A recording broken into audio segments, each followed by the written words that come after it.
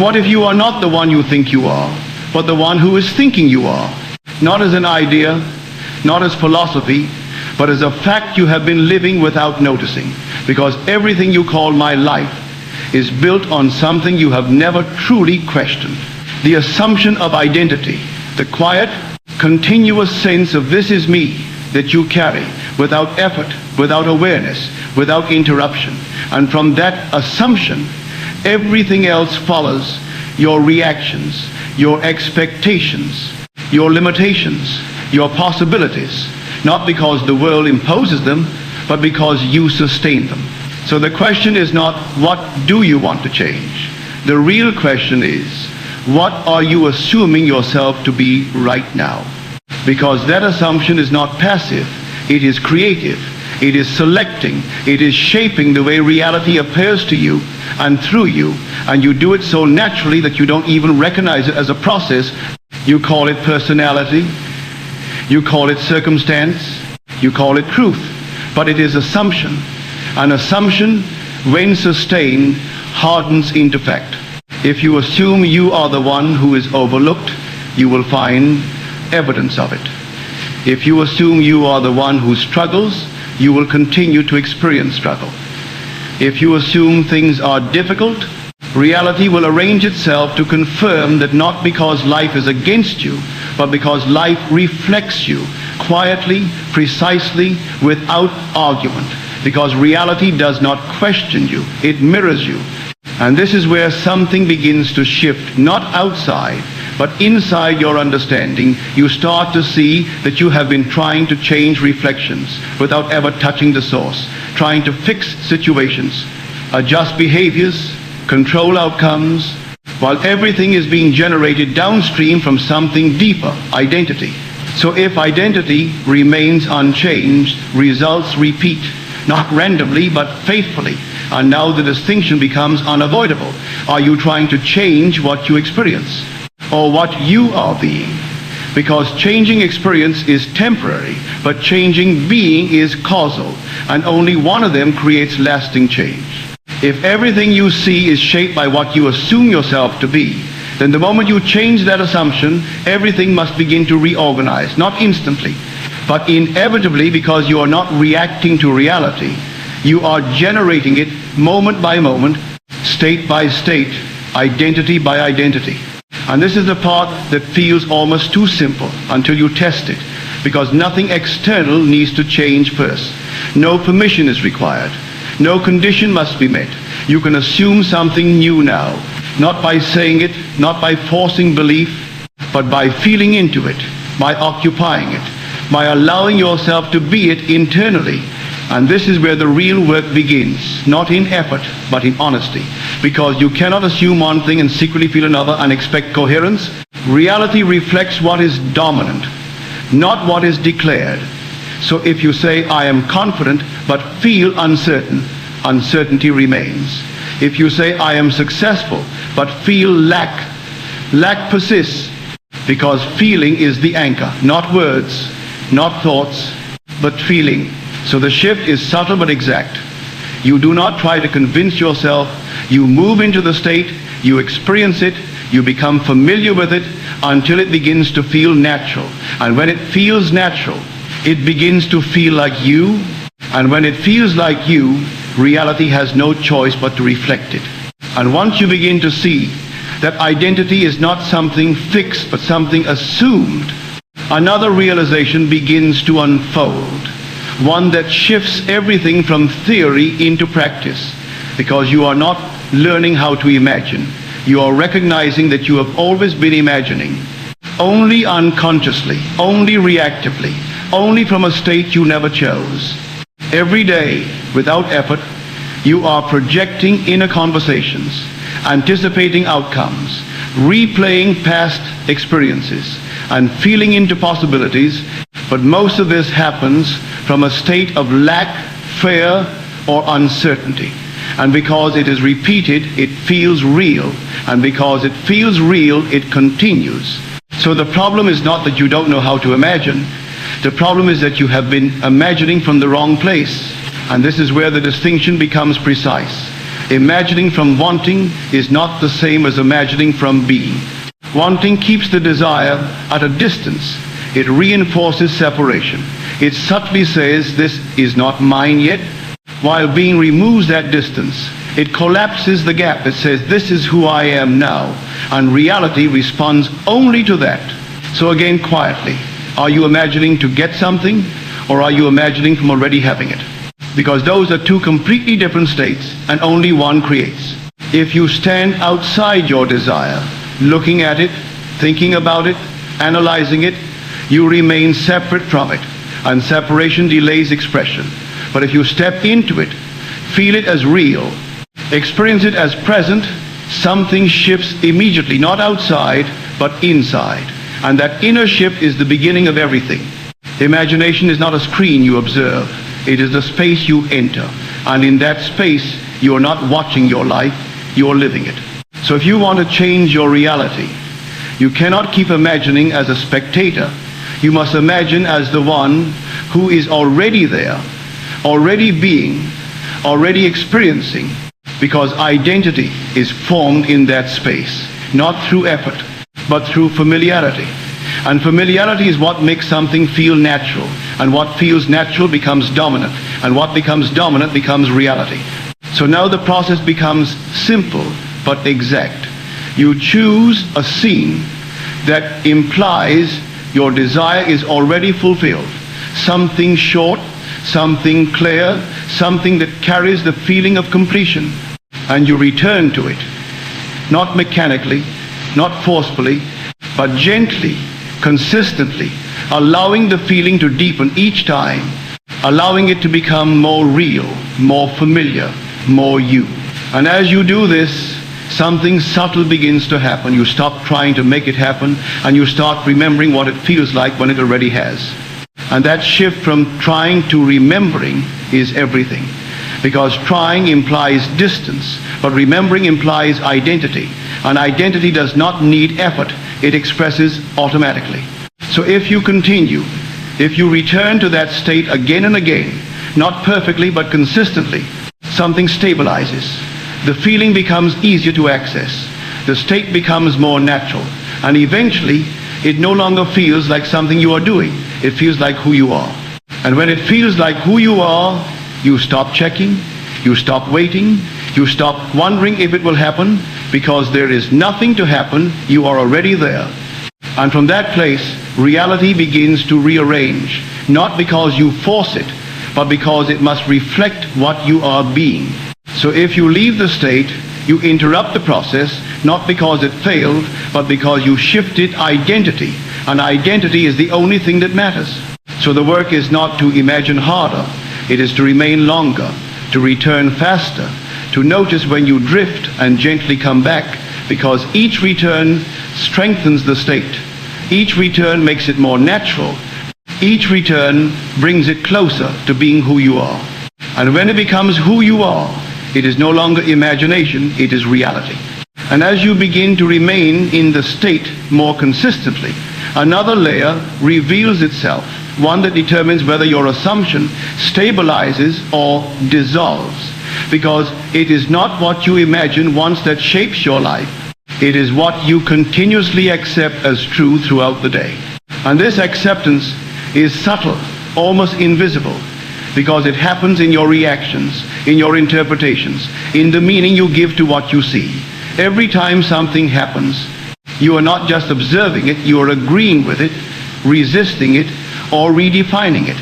And that inner response is what determines whether you stay in your chosen state or return to the old one. So the process is no longer just about entering the state in quiet moments. It is about maintaining it while moving through life, while interacting, while facing situations that seem to contradict what you have assumed. Because the outer world will not immediately reflect the new state. It will often show you the residue of what you previously believed. And if you react to that residue as if it is final, you reinforce it, you accept it, and you continue it. So again, quietly, are you observing what appears, or are you accepting it as truth? Because observation creates space, But acceptance creates identity, and identity is what manifests. If you see something you do not prefer and immediately feel frustrated, doubtful, or discouraged, you are not just reacting, you are returning to the old state. You are re-identifying with the version of yourself that produced that experience. But if you can see it, acknowledge it, and still remain internally aligned with what you have assumed to be true, something different happens. You break the cycle. You stop feeding the old identity, and you begin to stabilize the new one.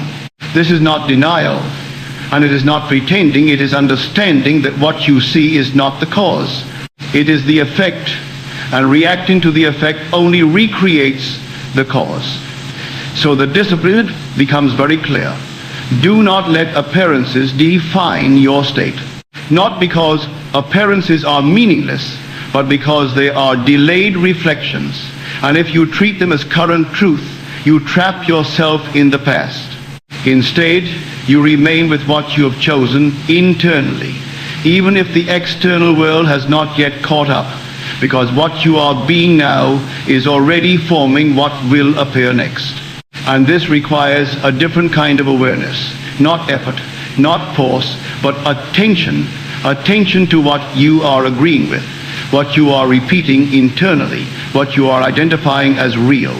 Because every time you agree with something, you give it continuity, and continuity is what turns a moment into a pattern, and a pattern into a life. So if you assume something for a few minutes, but spend the rest of the day contradicting it, through reaction, doubt, and observation, the contradiction wins, not because it is stronger, but because it is more consistent. And consistency is what reality reflects. So the question becomes unavoidable. What are you consistently returning to? Not what you say you want, not what you try to believe, but what you naturally fall back into when you are not paying attention. Because that is your true state. And that is what is creating your experience. So awareness becomes the turning point, because once you see it, you can interrupt it, not by force, but by choosing again, choosing the state, choosing the feeling, choosing the identity. Again and again, each time you notice you have drifted, until the new state becomes more familiar than the old one, until it becomes your default, until you no longer have to remind yourself to return because you never left. And when you no longer leave, when your inner agreement matches your chosen state consistently, reality has no choice but to align, because it cannot reflect anything other than what you continuously accept as true. And once you begin to remain in the state without constantly abandoning it, something subtle but undeniable begins to happen. Not as a sudden miracle, not as an instant transformation, but as a quiet reordering of events that you cannot fully trace but can clearly feel. Because when the state stabilizes, the sequence must follow, and that sequence is what carries your inner assumption into visible form. But this is exactly where most people fail, not because they did not imagine correctly, but because they expect the result to appear immediately, and when it does not, they begin to check, to doubt, to question. And in that moment of checking, they leave the state. Not because anything went wrong, but because they stop being the one who already has it and return to being the one who is waiting for it. And waiting is still separation. So again, quietly, are you trying to see it happen, or are you allowing it to unfold? Because trying to see it pulls you back into the old identity, the one that needs proof, the one that measures progress, the one that depends on external confirmation, while allowing it keeps you aligned with the state, the one that already knows, the one that does not need evidence, the one that simply is. And this distinction is everything, because reality does not respond to urgency, it responds to identity. So if you remain in the identity of it is already done, even when nothing seems to change, you are still creating, you are still aligning, you are still moving the sequence forward, even if you cannot yet see how. Because the unfolding rarely looks like the destination, it often looks like uncertainty, like delay, like unrelated events. But these are not obstacles, they are rearrangements. They are the necessary shifts that bring the outer world into coherence with your inner state. And rearrangement can feel unstable because it disrupts what was familiar. But instability is not failure, it is movement, and movement is required for change. So when something unexpected happens, do not rush to interpret it. Do not immediately label it as negative or wrong, because what you are seeing may not be the end result. It may be a step in the bridge that connects your assumption to its expression. And the bridge is not something you design, it is something that forms beneath you as you remain in the state. You do not need to know how it will happen. You do not need to control the process. You only need to not interrupt it. Because interruption happens when you return to doubt, when you react to appearances, when you abandon the identity you chose the moment it is challenged. So the discipline now is not in imagining more, but in remaining steady while reality reorganizes around you, in resisting the impulse to check, to analyze, to interfere, and instead resting in the knowing that what you are being must express itself. And this kind of knowing is not loud, it is not emotional, it is quiet, stable, almost indifferent. Because it does not depend on what is seen, it is grounded in what is assumed. And when you can remain in that kind of stillness, even while things seem unclear, something inevitable begins to complete itself, the sequence aligns, the bridge forms, and what once felt distant begins to appear, not as something new, but as something that was always unfolding from the moment you chose to remain. And if you follow this far, if you have not turned away at the first sign of delay or contradiction, then you are beginning to touch the only part that truly matters. Not the technique, not the idea, but the persistence of being. Because this is where everything either stabilizes or collapses. Not because of the world, but because of you. Because you do not experience what you imagine once, you experience what you return to repeatedly. What you dwell in long enough for it to feel normal, familiar, unquestioned. And that is where most people quietly fail, not in imagining, but in not staying. They visit the state, they feel it for a moment, they taste it briefly, and then they leave. They return to analysis, to observation, to doubt, to checking if it's working, and in doing so, they shift identity again back into the one who does not have it. So again, quietly, are you visiting the state or living from it? Because visiting keeps it as an experience, but living makes it identity, and identity is what reality reflects. So if you enter the state only when you try, but spend the rest of your time feeling like the old version of yourself, the old version remains dominant, not because it is stronger, but because it is more consistent. And consistency is what reality obeys. So now the process becomes very exact, almost mechanical in its simplicity. You return, not once, not occasionally, but repeatedly, gently, without strain, without forcing anything, simply returning to the feeling of already being, already having, already knowing. And each time you return, something shifts not outside, but inside. The state becomes easier to access. The feeling becomes less artificial. The identity becomes more natural. And what is natural requires no effort to maintain. It sustains itself. So persistence is not about intensity. It is not about trying harder. It is about not abandoning the state the moment it feels uncertain or challenged. Because uncertainty is not a sign that it's not working. It is a sign that the old identity is still present, still familiar, still trying to pull you back. And if you give in to that pull, you reinforce it, you return to it, you continue it. But if you remain, even quietly, even imperfectly, even without visible proof, something begins to stabilize in a deeper way, a kind of inner certainty that does not depend on what you see, because it is rooted in what you are being. And once that certainty takes hold, something changes in your relationship with reality. You stop chasing results. You stop measuring progress. You stop asking when, because those questions belong to the state of not having, and you are no longer in that state. You are the one who already is. And from that point, everything begins to feel different, not dramatically, but subtly your reactions soften, your urgency fades, your need to control diminishes, because there is nothing to control. Everything is already unfolding from what you have become. And this is where the bridge begins to complete itself more visibly. Not because you forced it, but because you stop interrupting it. Opportunities appear, conversations shift, circumstances rearrange, but they do so naturally, almost effortlessly, as if they were always meant to happen this way.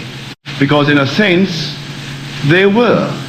They were the natural expression of the state you chose to remain in. And the more you remain, the less it feels like something you are doing, and the more it feels like who you are. And when it becomes who you are, there is nothing left to maintain, nothing left to practice, nothing left to prove. There is only being, and being is what creates everything. And as this state becomes more stable, something deeper begins to reveal itself, not as a new idea, but as a recognition that was always there, waiting beneath all the effort, all the trying, all the misunderstanding. Because at some point, if you remain long enough in awareness, you begin to notice something undeniable. Nothing is actually coming from the outside. It only appears that way because you have been trained to look outward for causes, to interpret events as independent, to believe that something out there is determining what you experience. But if you observe carefully, honestly, without rushing to explain it away, you begin to see a pattern. Everything corresponds to your state, not occasionally, not partially, but consistently. And once that is seen, even once, the entire idea of changing the world begins to collapse. Because there is no world to change in the way you thought. There is only a reflection to understand. So the question is no longer, how do I make this happen? But what am I being that produces this? And that question returns you immediately to the only place where change is possible, the source. Not outside, within. Because what you are being is not abstract, it is active. It is shaping perception, filtering experience, organizing events in ways that feel external but are internally driven. So if something appears in your world that you do not prefer, the response is no longer reaction, it is recognition, not blame, not guilt, but clarity. The clarity that what you are seeing is not independent. It is expressive. It is showing you something about the state you have been occupying. And once you recognize that, you are no longer trapped by it, because you are no longer trying to fight the reflection, you are willing to change the source. And the source is always identity. So again, quietly, are you trying to change what you see, or are you willing to change what you are? Because trying to change what you see keeps you in effect. It keeps you reacting, adjusting, struggling against appearances, while changing what you are returns you to cause, and cause is where all power exists. So if you assume yourself to be uncertain, you will continue to encounter uncertainty. If you assume yourself to be rejected, you will continue to find rejection. If you assume yourself to be complete, stable, fulfilled, reality must begin to reflect that, not because it chooses to, but because it cannot do otherwise. The world does not decide what you experience, it mirrors what you are being. So the mirror does not argue, it does not resist, it does not interpret, it simply reflects. And if you want a different reflection, you do not try to fix the mirror, you change what stands before it.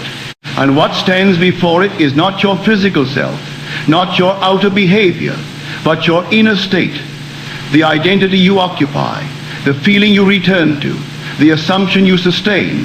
So the process becomes even more direct and at the same time more demanding. Because now there is no external cause to blame, no condition to wait for, no situation that must change first. Everything returns to one point. What are you being? Because what you are being is what you are seeing, and what you are seeing is what you have been being. And if you remain in that awareness, something shifts at a deeper level, not just in your results, but in your sense of responsibility. Not as a burden, but as freedom, the freedom to change. The only thing that actually matters, the only thing that has ever been creating your experience, yourself. And once you change that, everything else must follow, not by force, not by effort, but by reflection. Because reality has no choice but to mirror what you are.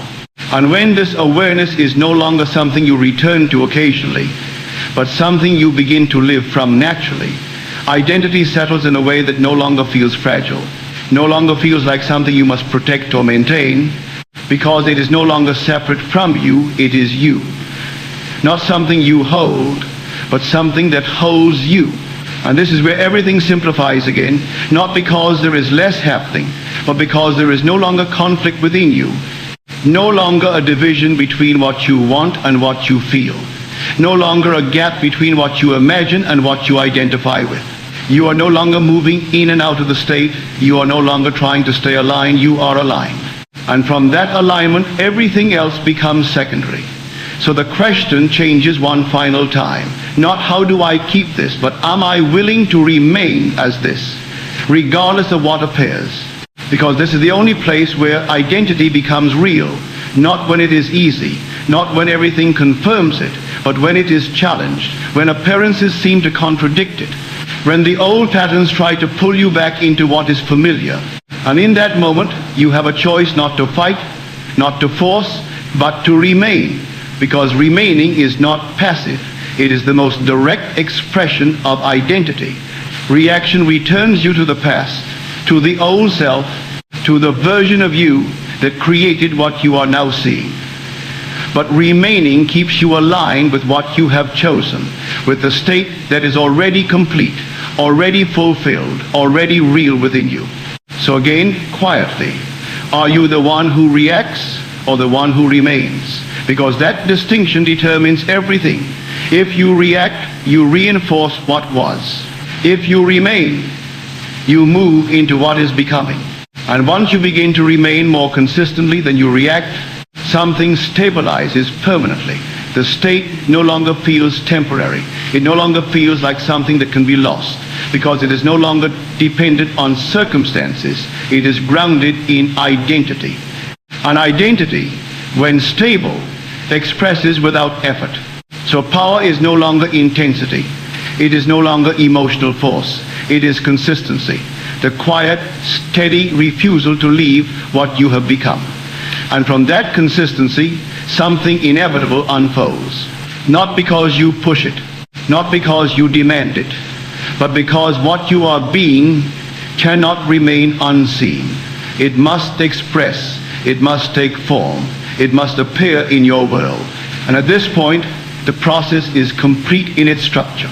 You have moved from trying to choosing, to remaining, to being. And being requires nothing else. No repetition, no checking, no effort. Because there is nothing left to achieve. You're already there.